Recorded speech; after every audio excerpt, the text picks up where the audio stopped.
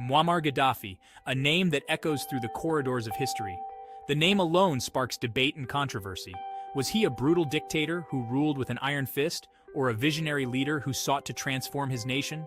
A champion of the people who fought for their rights, or a tyrant who suppressed dissent? To truly understand Gaddafi, we need to delve deep into his roots and early life. Born in a humble Bedouin tent in 1942, Gaddafi experienced hardship and struggle from a very young age.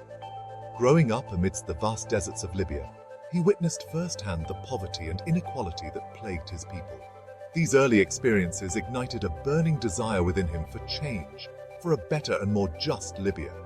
Gaddafi's early influences were significant, including Gamal Abdel Nasser, the charismatic Egyptian leader who nationalized the Suez Canal. Nasser's vision of Pan-Arabism, a united Arab world, resonated deeply with the young Gaddafi. He dreamed fervently of a united and powerful Arab world, free from the shackles of foreign influence and domination. Inspired by these revolutionary ideals, Gaddafi joined the Libyan military, seeing it as a path to enact the change he so desperately wanted. He believed that through the military, he could bring about the revolution and transformation he yearned for. And in 1969, at the young age of 27, he led a bloodless coup that successfully overthrew the Libyan monarchy. Libya, once a quiet and unassuming kingdom, now had a fiery and determined revolutionary at its helm. Gaddafi's journey from the harsh deserts to the corridors of power was now complete. He stood ready to reshape not just Libya, but in his grand vision, the entire African continent, aiming to leave an indelible mark on history. Gaddafi wasted no time in putting his revolutionary ideas into action. He was determined to reshape Libya's future. One of his first and most impactful moves was the nationalization of Libya's oil industry, a bold step that would redefine the nation's economy. Oil, the black gold, had been controlled by foreign companies, with little benefit reaching ordinary Libyans. The wealth generated was siphoned off, leaving the country impoverished. Gaddafi saw this as exploitation, a grave injustice that needed to be corrected. He believed Libya's resources should belong to the Libyan people, not foreign entities. In a bold move, he took control of the oil fields, reclaiming them for the nation. This sent shockwaves through the West, where many had vested interests in Libya's oil. This decision was a turning point, a declaration of independence from foreign control. It gave Libya control over its destiny and provided the resources for Gaddafi's ambitious plans for the nation's future. With newfound wealth, Gaddafi embarked on a massive program of social and economic development, aiming to uplift the standard of living for all Libyans. Schools and hospitals were built across the country, even in the most remote areas, ensuring access to essential services. Housing, education, and healthcare were declared basic human rights, accessible to every Libyan citizen. Gaddafi's actions fundamentally transformed Libya, altering its trajectory, bringing about significant changes that would impact the nation for generations, setting a new course for its people.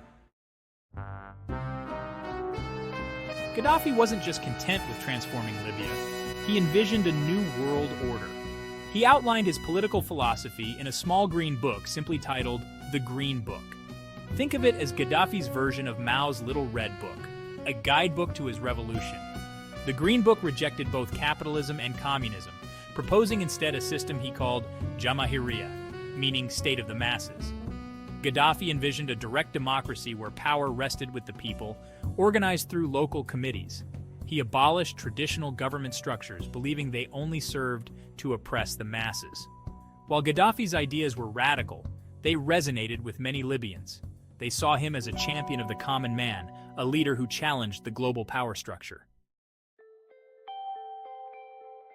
Gaddafi's ambitions extended far beyond Libya's borders. He saw himself as a leader of the entire African continent, a modern-day Kwame Nkrumah. His dream was a united Africa, strong enough to stand up to the West and reclaim its rightful place on the world stage. Gaddafi poured resources into supporting liberation movements across Africa. He backed Nelson Mandela's ANC in South Africa, provided aid to countries fighting colonialism, and called for a single African currency and military force.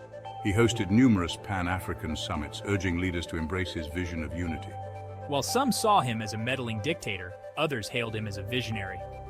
Gaddafi's dream of a united Africa, though unrealized, continues to inspire many on the continent. Section 5, the West versus Gaddafi, a clash of ideologies. Gaddafi's revolutionary zeal and defiance of the West made him a constant thorn in the side of Western powers. His nationalization of oil, support for liberation movements, and criticism of Western imperialism angered many in Europe and the United States.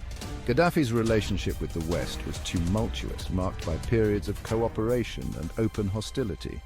He was accused of supporting terrorism and targeted in a US bombing raid in 1986. Through it all, Gaddafi remained defiant, portraying himself as a David fighting against the Goliath of Western hegemony. This image resonated with many in the developing world who saw him as a symbol of resistance against Western domination. Section 6. Empowering the people. Gaddafi's social reforms.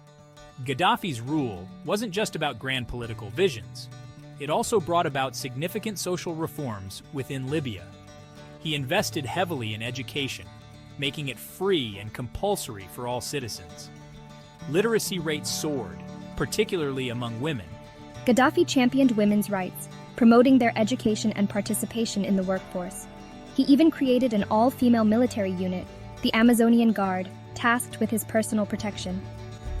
Gaddafi's social reforms, particularly in areas like education and women's rights, had a lasting impact on Libyan society.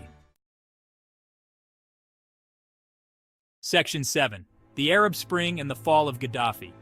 In 2011, the winds of change sweeping the Arab world, known as the Arab Spring, reached Libya. Protests erupted, fueled by frustration with corruption, unemployment, and political repression. The situation quickly escalated into a full-blown civil war, with NATO intervening militarily on the side of the rebels. Gaddafi, once seen as invincible, found himself fighting for survival.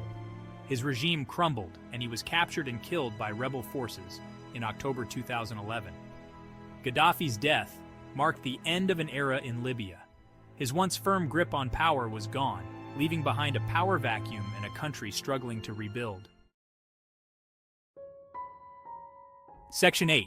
The legacy of a controversial leader. Muammar Gaddafi's legacy remains deeply contested. Was he a liberator or a dictator?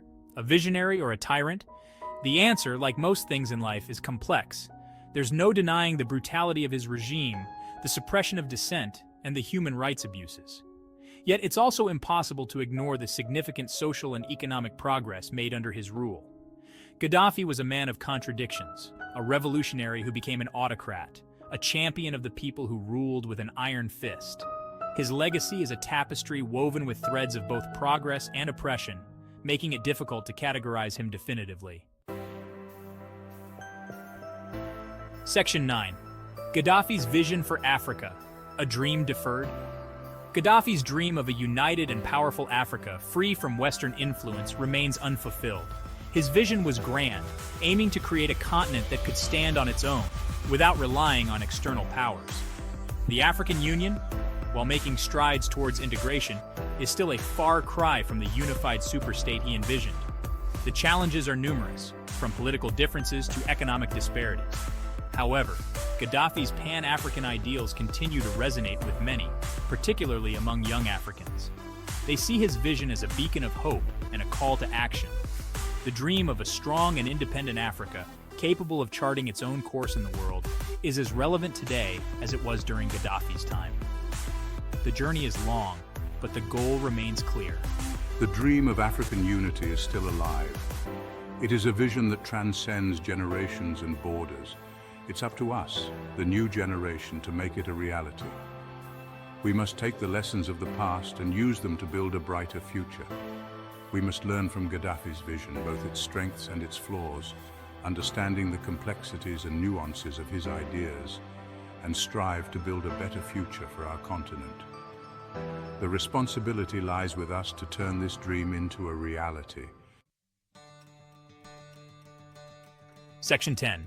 The future of Pan-Africanism, picking up the mantle. With Gaddafi gone, the mantle of Pan-African leadership remains up for grabs.